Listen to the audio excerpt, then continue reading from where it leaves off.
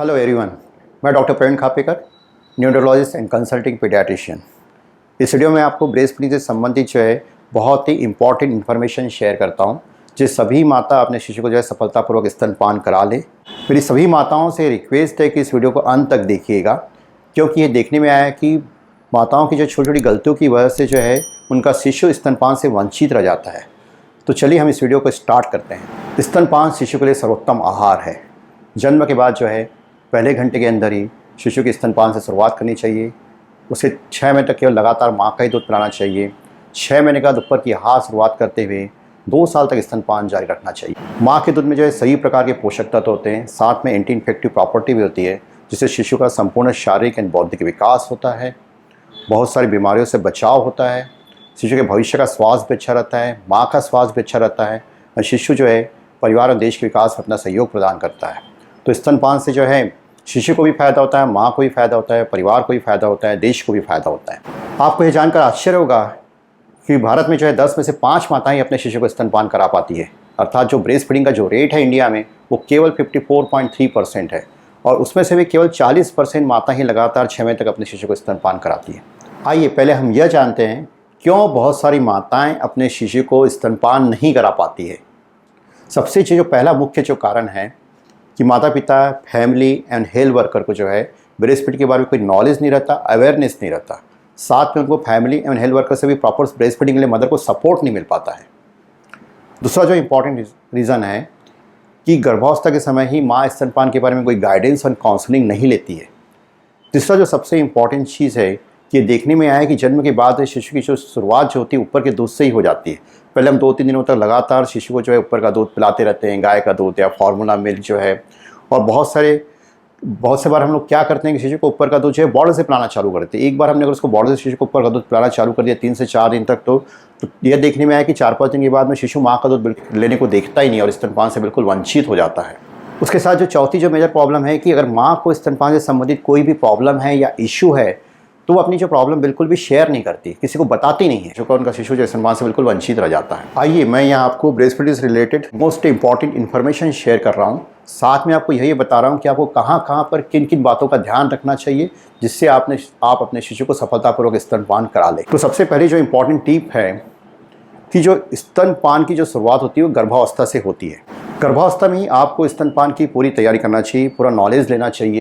आपको पूरी यह सिर्फ जानकारी लेना चाहिए कि स्तनपान से माँ शिशु को क्या फ़ायदे होते हैं, दूध कैसे बनता है, कब दूध आता है, दूध बनने की प्रक्रिया के लिए माँ को क्या करना चाहिए, क्यों पहले घंटे के अंदर दूध पिलाना चाहिए, अगर दूध नहीं पिला पा रही तो उस दूध को कैसे निकालना है, उसकी अटैचमेंट कैसे होना चाहिए, अगर उसको ब्रेस्ट फीडिंग से कोई संबंधित समस्या है तो उसकी समस्या का समाधान कैसे होगा। इन सब बातों की जानकारी आपको गर्भावस्था में ही ले लेना चाहिए। नंबर 2, गर्भावस्था के समय ही अपने स्तन स्नायुओं की जांच करा लेनी चाहिए।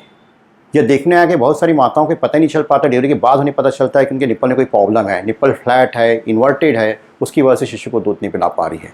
तो आपको गर्भावस्था में ही अपने ट्रीटिंग डॉक्टर से अपने स्तन स्नायुओं की जाँच करवा लें। जो इस दूध बनने की शुरुआत होती है उसके 3 सबसे इंपॉर्टेंट भाग होते हैं। ब्रेस्ट में 3 सबसे इंपॉर्टेंट चीज़ होती है दूध बनने के लिए। एक तो होता है निप्पल, उसके पीछे का जो भाग होता है एरियोला, और तीसरा होता है ब्रेस्ट टिश्यू।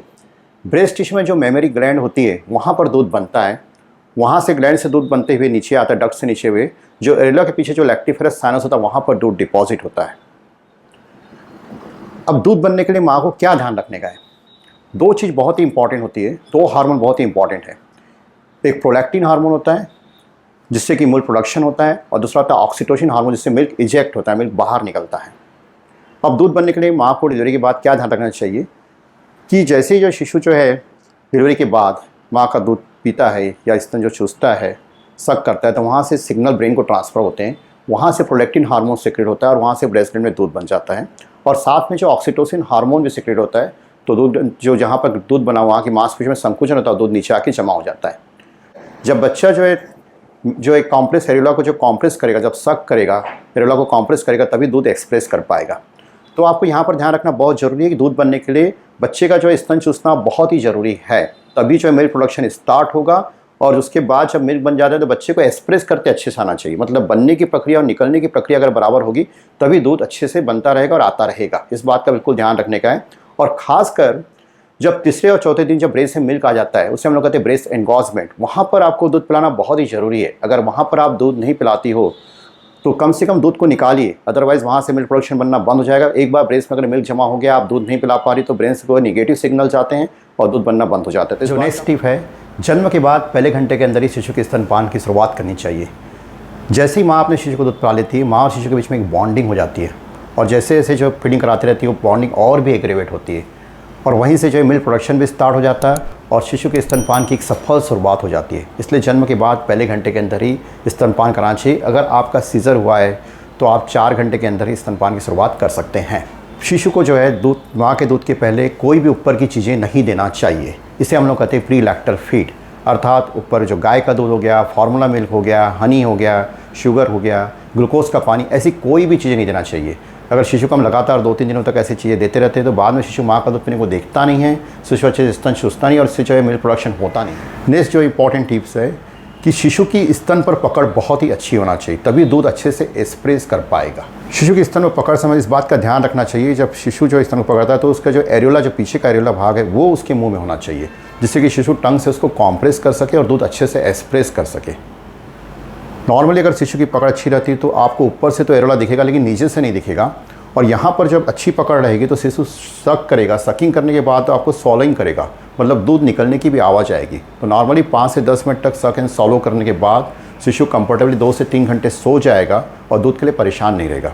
अगर स्तन पर पकड़ अच्छी नहीं है, केवल वो निप्पल पकड़ता है, पीछे का भाग उसके मुंह में नहीं है, तो ऐसी कंडीशन में क्या होगा, शिशु लगातार निप्पल ही सक करता रहेगा। इससे निप्पल में क्या होगा, क्रैक और इंजरी हो जाएगी। अगर आप किसी कारणवश अपने शिशु को दूध नहीं पिला पा रही है तो आपको दूध निकालना चाहिए। अगर आपको शिशु प्रीमैच्योर पैदा हो गया है, समय से पहला पैदा हो गया है, अगर आईसीयू में भर्ती है आपका शिशु कहीं पर, तो आपको डिलीवरी के बाद 6 से 8 घंटे के बाद ही जो है दूध निकलने की शुरुआत कर देनी चाहिए। दूध जो है आप जो है हाथों से भी निकाल सकते हैं, मैनुअल पंप से भी निकाल सकते हैं, इलेक्ट्रिक पंप से भी निकाल सकते हैं। उसको अच्छे से एक स्टील के कंटेनर में जो स्टेलाइज कर लिए, उस कंटेनर में उसको जमा करके रख सकते हो, और उसके बाद जो है उस दूध को जो अगर ऐसे बच्चा वहाँ पर ले जाके दे सकते हो, उसको कटोरी चम्मच से भी आप पिला सकते हो। नॉर्मल रूम टेम्परेचर में आप 4 से 6 घंटा रख सकते हो। अगर फ्रीज़र में रखना है तो फ्रीज़र के नीचे कंपार्टमेंट में आप 24 आवर रख सकते हो, फ्रीज़र में आप 7 डेज़ रख सकते हो। शिशु को जब चाहे तब स्तनपान करा सकते हैं, दिन हो या रात। नॉर्मली 12 से 20 बार हम स्तनपान करा सकते हैं। रात को अच्छे समय स्तनपान कराना चाहिए। जितना अच्छा आप रात को स्तनपान कराते हो उतना अच्छा प्रोलैक्टिन हार्मोन बनेगा, जिससे कि आप जो है कंफर्टेबल रहते, रिलैक्स एंड स्लीपी फील करते हैं। तो बहुत सारी माताएं ये सोचकर रात को स्तनपान नहीं करा पाती कि शिशु को जो है आदत लग जाएगी और रात को स्तनपान करेगा। ऐसा सोचना बिल्कुल भी गलत है। क्या माँ का दूध शिशु को पर्याप्त मात्रा में मिल रहा है कि नहीं? बहुत सी माताएं ये सोच के परेशान रहती कि मेरा दूध जो है शिशु के लिए पर्याप्त नहीं हो पा रहा है और ऊपर का दूध पिलाना चालू कर देती है। ऐसा सोचना बिल्कुल भी गलत रहता है। अगर आपका शिशु 5 से 10 मिनट तक आपका दूध पी रहा है और उसके बाद 2 से 3 घंटा सो रहा है, दिन में अगर 6 से 8 बार पेशाब कर लेता है और 10वें दिन के बाद में शिशु का वजन बढ़ना चालू होता है, 10वें दिन के बाद में एक 20 से 25 ग्राम शिशु का वजन बढ़ रहा है, मतलब आपका दूध आपके शिशु के लिए पर्याप्त है।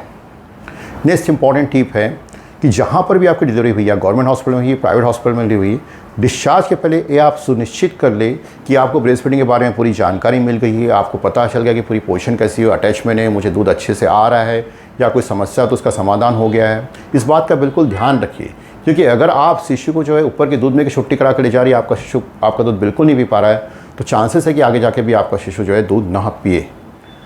लास्ट में जो सबसे इम्पॉर्टेंट चीज़ है कि अगर शिशु आपका दूध नहीं पी पा रहा है या माँ में कोई समस्या है या शिशु में कोई समस्या है, तो यह एक इमरजेंसी समस्या है। इस समस्या का समाधान तुरंत होना चाहिए। तो अगर कोई समस्या है और आपकी समस्या का बराबर कोई समाधान नहीं हो रहा है, जहाँ पर आपको कोई समस्या का समाधान नहीं हो रहा है, कोई मार्गदर्शन नहीं मिल रहा है, तो आप ऐसी जगह जाइए जहाँ पर आपको पूरे स्तनपान से संबंधित जो है मार्गदर्शन मिल जाए। बहुत सारे पेरेंट्स क्या सोचते हैं परिवार वाले कि माँ का सीजर हुआ, उसको बहुत पेन होगा, तो उसको दर्द होगा तो कैसे लेके जाएंगे। लेकिन आप ये सोचिए कि अगर एक माँ अपने शिशु को स्तनपान नहीं करा रही तो उसका दर्द जो है उसके फिजिकल पेन से ज़्यादा होता है। तो हमेशा आप जो है इस समस्या का समाधान जो है तुरंत होना चाहिए, अन्यथा जो है शिशु माँ का दूध पीने से वंचित रह जाएगा। अगर आपको ब्रेस्ट फीडिंग से रिलेटेड कोई गाइडेंस है, काउंसलिंग की ज़रूरत है, तो नीचे दिए गए नंबर पर संपर्क कर सकते हैं। या आपको ब्रेस्ट फीडिंग से रिलेटेड कोई इशू है तो नीचे कमेंट बॉक्स में कमेंट कर सकते हैं। आई होप यह वीडियो सभी माताओं के लिए यूज़फुल होगा और सभी माताएं अपने शिशु को सफलतापूर्वक स्तनपान करा लेगी। Thank you.